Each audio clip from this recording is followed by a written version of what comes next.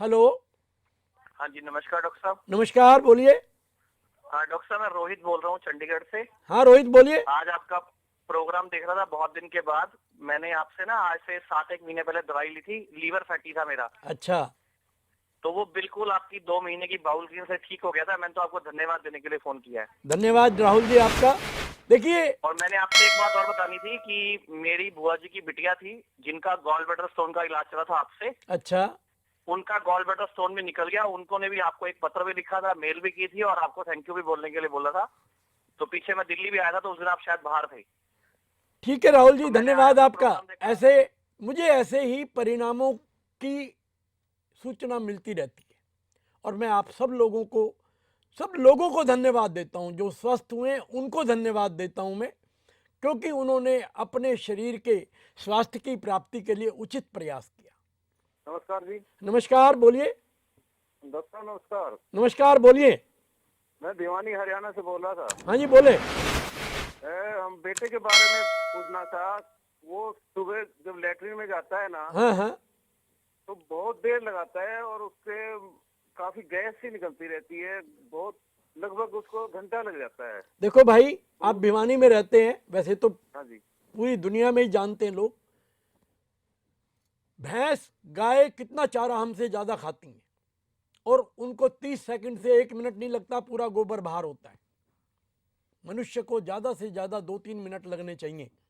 लेकिन आजकल ये पीड़ा हर घर में हर व्यक्ति की है, लेकिन सब छुपाते हैं, बताना कोई नहीं चाहता। वो इसको मानते हैं 1 घंटा लग गया तो कोई बात नहीं है, तो इतना लगता ही। खाने में 15 मिनट, निकालने में 1 घंटा, ये इससे बड़ी विडंबना जीवन में क्या होगी। एक कॉलर और है हमारे साथ। हेलो। हेलो हाँ जी, बोलिए। सर, मैं भूषण मित्र बोल रहा हूँ बठिंडा पंजाब से।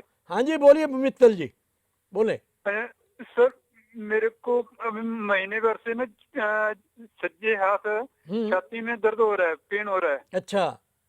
और सांस फूलता है। रात को बुखार हो जाता है सर। बहुत दवाइयां ली है, बहुत डॉक्टरों के पास गया हूँ, लेकिन कोई फर्क नहीं पड़ा सर। कब से है आपको ये तकलीफ? सर वैसे तो महीना हो गया, 1 महीना हो गया। तो मेरा काम भी बंद पड़ा सर। मैं तो बठिंडा यहाँ सेल लगाता हूँ रेडीमेड की। तो आजकल काम भी बंद पड़ा, अकेले घर में कमाने वाला हूँ और महीने से बिस्तर पकड़ रखा है मैंने। देखो मित्तल जी, आपको इसमें 15 से 20 दिन लगेंगे हाँ जी। और एक बार आपको दिल्ली आने का कष्ट उठाना पड़ेगा और हाँ आपकी जी ये सर। तकलीफ पूरी पूरी चली जाएगी। क्योंकि जितनी भी बातें आपने बताई हैं, जो तकलीफें आपको हो रही हैं, ये सारी अशुद्धि के कारण है। हेलो। हेलो। हाँ जी, बोलिए। हाँ डॉक्टर साहब, मैं कर्नाटक से बात करो, अशोक। हाँ बोलिए जी, बोलिए।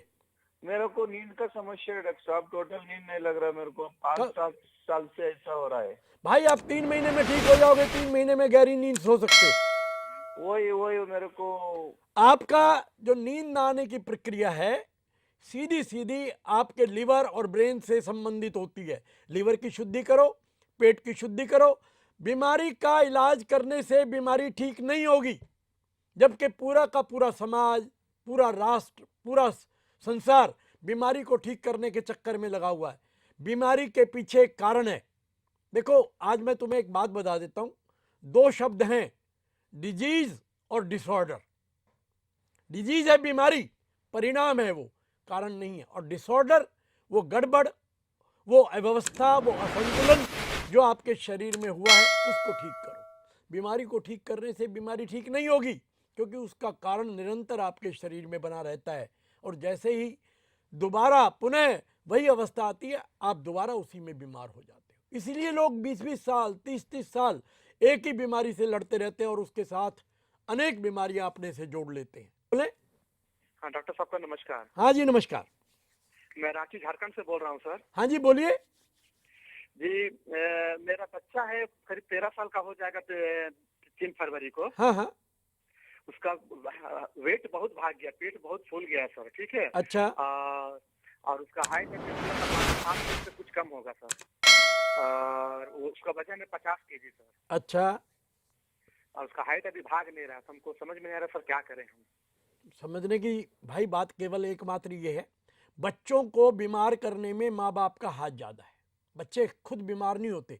परमात्मा जब उनको जन्म देता है तो पूर्ण स्वास्थ्य की प्रक्रिया के साथ जन्म देता है, उसके बाद हम उसको बीमार करना शुरू, इधर बच्चा पैदा हुआ उधर हम उसको बीमार करना शुरू करते हैं। और आजकल तो ये बिल्कुल माँ बाप का पहला कर्तव्य हो गया कि बच्चे को बीमार करो। क्यों? उसको जबरदस्ती खिलाना, जबरदस्ती पिलाना, दूध की भूख नहीं लगी है जबरदस्ती उसके मुंह में बोतल ठोक देना, इधर बच्चा पैदा नहीं होता 3 महीने बाद 2 महीने बाद, जबकि कम से कम 2 साल 3 साल तक बच्चे को माँ के दूध को जरूर सेवन करना चाहिए। इधर 2-3 महीने में बच्चे का दूध हटा देते हैं। कुछ माएँ तो शुरू से ही उसका दूध पिलाना बंद कर देती हैं। जब उसकी अंदर की इम्यूनिटी पावर को स्ट्रोंग नहीं होने दोगे, बच्चा आपका बीमार रहेगा। हेलो। हाँ जी बोलिए। हाँ, नमस्कार डॉक्टर साहब। नमस्कार, बोले। हाँ डॉक्टर साहब, मेरा बेटा है 20-21 साल का। हाँ हाँ। मैं मुंबई से बोल रही हूँ, किरण। अच्छा। उसको ना भूख नहीं लगती है और उसका पीला पीला शरीर पड़ गया, वो हमेशा नींद सोया रहता है, चरपाई रहता है, तो पढ़ाई में मन नहीं लगता, और उसको स्किन एलर्जी भी है, खुजली भी है। अच्छा। और उसके सीने में बहुत ज्यादा बदबू आता है और पैरों के नाखून उसके अंदर घुस जाते हैं। 2 बार उसके निकलवा भी लिए अंगूठे के डॉक्टर साहब से। अच्छा। तो फिर उसमें पस पड़ जाता है। देखो मैडम, आपके बेटे का लीवर ठीक नहीं है, पाचन प्रक्रिया तो बिल्कुल खराब है उसकी, जो भूख ना लगना, खाना ना खाना, एनर्जी ना रहना, जो जो लक्षण आपने बोले हैं, ये पाँव के नाखूनों का निकलवाते रहना, ये सारे के सारे उसका जो अंदर का पाचन प्रक्रिया है वो प्रदूषित हो गई है, पॉइजनस हो गई है। उसके लीवर की, पेट की शुद्धि कराएं, आपके लड़के की ऊर्जा लौट आएगी, एनर्जी लेवल बढ़ेगा, भूख लगने लगेगी, खाना खाएगा, शरीर का जो वास्तविक वजन होना चाहिए, दुबला है बहुत तो उसकी सेहत बनेगी। एकमात्र शरीर की शुद्धि से आप अपने ये सारे लक्ष्य प्राप्त कर सकते हो। आपका बेटा आज का जो उसकी अवस्था है उसके बिल्कुल विपरीत उसके वास्तविक रूप को आप देख पाएंगे। लीवर की शुद्धि, पेट की शुद्धि और इन्फेक्शन जो उसके शरीर में है जिससे कि पसीने में बदबू आती है, ये सबसे बड़ा प्रमाण है। उसके पसीने में बदबू आना इस बात का प्रमाण है कि उसका शरीर गंदगी से भर गया है। अंदर जो गंदगी भरी हुई है, जो सड़ रहा है खाना या सड़े हुए जो भी तत्व हैं, वायरस, टॉक्सिन, पैरासाइट, उन सब के कारण उसकी ये अवस्था हुई है। उसका आप शुद्धि कराएं, शुद्धि करो, शुद्धि करो, शुद्धि करो। एकमात्र आपको यही मेरा संदेश है, शुद्धि से ही आपको स्वास्थ्य का पूर्ण लाभ प्राप्त हो सकता है, कुछ और काम करने की जरूरत नहीं है। हमारे साथ हेलो। हेलो। हाँ जी बोलिए। मैं एक 78 वर्ष का व्यक्ति हूँ। हाँ जी। और मैंने आपका प्रोग्राम भी देख रहा हूँ। तो ऐसा है कि मुझे कुछ 10-12 साल से तो ऐसा है कि पेशाब बार बार आता था, आता है।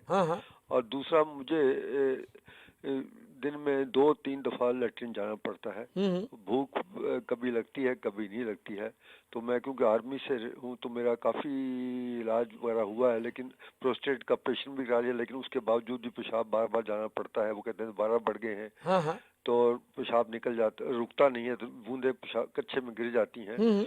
और खाने को कभी खा लिया, एक दिन खा लिया फिर नहीं खाया, और मुंह में छाले पड़ जाते हैं, मुंह कड़वा, और मुंह में से पानी हर वक्त गिरता रहता है कि मैं किसी से बात नहीं कर सकता। ठीक। कहाँ से बोल रहे हैं? मैं दिल्ली से ही बोल रहा हूँ, तिजोरी गार्डन से। अच्छा। और मैं 78 वर्ष की मेरी लगभग आयु है। तो ऐसे ही वैसे तो ठीक है, जो जितने प्राण प्रभु ने दिए हैं उतने ही लेने हैं, तो इसमें कोई, लेकिन हर वक्त मुझे जब भी कोई मुंह में छाले पड़ जाते हैं, कभी कुछ होता है, तो मुझे कैंसर का बहुत घबराहट होती है।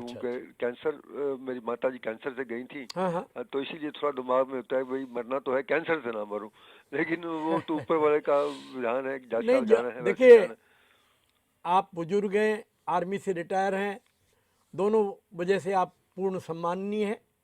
मैं आपका अभिनंदन भी करता हूं और निश्चित रूप से मैं आपको आश्वासन देता हूं कि आप इन सारे कष्टों से छुटकारा पा सकते हैं। आप मुझसे बहुत दूर नहीं है, निकट पीतमपुरा में मेरा क्लिनिक है, आप आके मिले। जिन भी बुजुर्ग व्यक्तियों को प्रोस्टेट की बीमारी है वो ऑपरेशन ना कराएं, मैं अनेक बार पहले भी ये बातें कह चुका हूँ। जैसे ये बुजुर्गवार बता रहे हैं, प्रोस्टेट का ऑपरेशन भी करा चुके हैं, समस्याएं यूं की यूं बनी हुई है। इनका एक बार प्रोस्टेट बढ़ा, उसका ऑपरेशन हुआ, अभी फिर इनको कहा जा रहा है कि आपका प्रोस्टेट फिर बढ़ गया। देखो, कोई भी सर्जरी, ये हमारा एक 100 साल का अनुभव, मैं गलत नहीं कहता कि सर्जरी गलत है, लेकिन अनुभव के बाद उसकी अच्छाई बुराई को हमें समझना चाहिए। एक अनुभव हो चुका कि प्रोस्टेट का ऑपरेशन कराने से कभी लाभ नहीं मिलता। हजारों लोग हैं जिनको मैंने प्रोस्टेट के ऑपरेशन से बचाया। मैंने नहीं बचाया, बचाने वाला परमात्मा है। कहने के लिए मुझे अपना नाम लेना पड़ता है, मुझे बड़ा खेद है, मुझे कोई दूसरा शब्द नहीं मिलता, मुझे अपने को ही सामने प्रस्तुत करना पड़ता है, लेकिन करने वाला तो वो सर्वशक्तिमान परमात्मा ही है, मैं मात्र केवल माध्यम हूँ। तो आपको मेरा यही अनुरोध है आपसे, आप आके मिले। आपके ये मुंह से पानी गिरना, खाना खाने की इच्छा ना होना, प्रोस्टेट बढ़ जाना, बार बार पेशाब जाना, इन सब समस्याओं से आप छुटकारा पा सकते हैं। देखिए, शुद्धो देहा मनश्च यस्य स जीवति वर्षतम। मैं फिर आपको यही कहता हूँ, शरीर की शुद्धि करो और देखो इसके परिणाम आपको तुरंत मिलते हैं। कोई महीनों, साल, 6 महीने, 2 साल नहीं लगने। जैसे ही आप शुद्धि शुरू करते हो, महीने में, 20 दिन में, 3 हफ्ते में आपको उसके परिणाम नजर आएंगे। प्रतिदिन ये कार्यक्रम देखते रहिए।